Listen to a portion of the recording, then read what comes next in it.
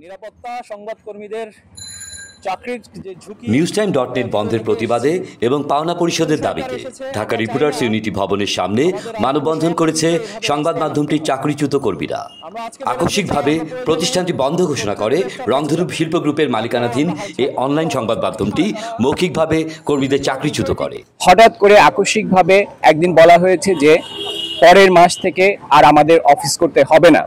তো এই যে বিষয়গুলো, এটা যে কোনো পেশার ক্ষেত্রেই এই ধরনের যদি কোনো নির্দেশনা থাকে, এটা একটা অন্যায় নির্দেশনা, এবং সেই ক্ষেত্রে আমরা দাবি জানাচ্ছি যে আমাদের যে আইনসঙ্গত ন্যায়সঙ্গত যে পাওনাগুলো আছে, যে সেই বিষয়গুলো আছে, সেইগুলো যাতে আমাদের সমাধান করা হয়, সেই জন্য আজকে আমরা রাস্তায় দাঁড়িয়েছি। মানববন্ধনে বার্তা সম্পাদক মোতাহার হোসেন বুলবুল বলেন, সরকারের পতনের পর রংধনু গ্রুপের মালিক মোহাম্মদ রফিকুল ইসলাম ও ব্যবস্থাপনা পরিচালক কাউসার আহমেদ অপু দেশের বাইরে অবস্থান করছেন।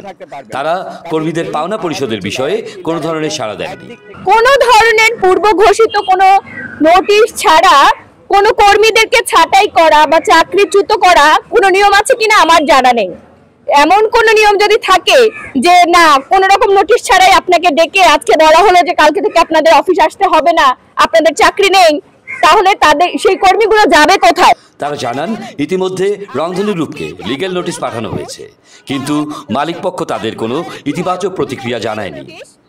কর্মীরা দাবি করছেন যে আইনসঙ্গত পাওনা পরিশোধ না হলে আরো কঠোর কর্মসূচি দেওয়া হবে।